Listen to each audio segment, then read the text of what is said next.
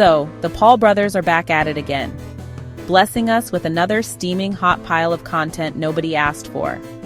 This time, a totally not desperate launch party in Times Square for their shiny new Mac show, which, spoiler alert, flopped harder than Jake after a sparring session with an actual boxer. The Paul brothers have a history of pulling off outrageous stunts and events, from wild fan meetups to controversial pranks. Their events usually draw massive crowds and media attention, making this Times Square launch particularly anticipated.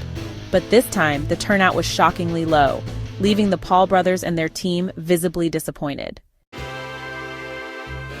Now let's set the scene. Times Square, the Pauls, giant LED screens, a big flashy live stream, and absolutely no one showed up. Just vibes, and a lot of empty pavement. I've seen more action at a Wednesday night PTA meeting. The neon lights flickered, casting a surreal glow over the empty streets. A stage was set, ready for a grand spectacle that never came. Rows of empty chairs stood as silent witnesses to the flop. Logan and Jake tried to promote their new reality show on Max. Yes, that Max, the platform trying to rebrand itself from HBO like we wouldn't notice.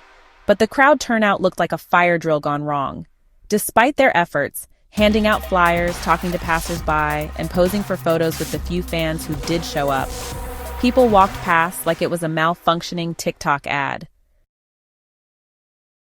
Dillon Danis, professional troll and part-time MMA fighter, couldn't resist throwing shade. Because honestly, who could? Danis has a long-standing feud with the Paul brothers, often exchanging jabs on social media. He tweeted a screenshot of the empty street with the caption, "Hardest I've laughed in years." And yeah, same. It was less watch party and more awkward family slideshow no one wanted to see. Danis's reaction was a cherry on top of the Paul brothers' public embarrassment. But let's not pretend this is shocking. The Paul brothers have built their careers on manufactured chaos. Jake's been out here pretending to be a legitimate boxer while ducking anyone with a pulse. Logan's still trying to pretend he's a misunderstood visionary after the whole dead body in a forest era, which, by the way, will forever be the moment the internet collectively said, "Nah, we're good." Remember when Jake staged a fake wedding for views? Or when he got arrested for looting during the George Floyd protests? And Logan, who can forget his disastrous trip to Japan or his attempts to reinvent himself as a podcaster and wrestler? The Paul brothers thrive on controversy, and their fans eat it up, no matter the cost. And let's not forget Logan's crypto scam. You know, CryptoZoo? The totally real, not fraudulent digital zoo that scammed fans out of real money and delivered nothing but an apology tour on impulsive podcasts. Fans were outraged, flooding social media with complaints and demanding refunds. The broader crypto community also weighed in, calling it a blatant cash grab and a stain on the industry. Still waiting on those animal NFTs, bro. Now, fast forward to 2025, and they're trying to rebrand as the Kardashians for dudes who think Monster Energy is a personality trait.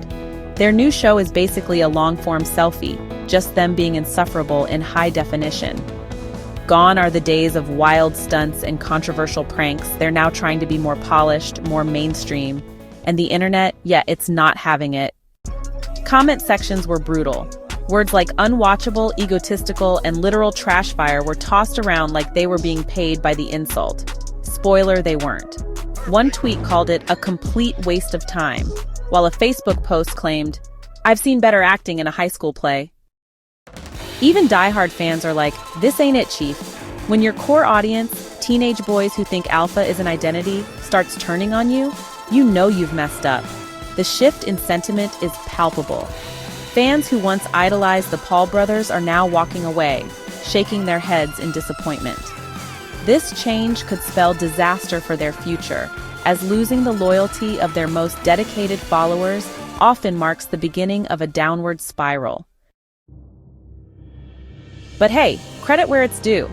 Not everyone can flop this hard in the middle of New York City while pretending it's a win. That takes a special kind of delusion, their ability to maintain their public personas, despite repeated failures, is truly remarkable. They continue to project confidence and success, even when reality tells a different story. In conclusion, the Paul brothers aimed to create a cultural moment, Instead, they delivered an empty block of Times Square and a Mac show that failed to capture attention. Reflecting on this, it's clear they need to rethink their approach. Perhaps next time, a more thoughtful and engaging strategy will help them succeed.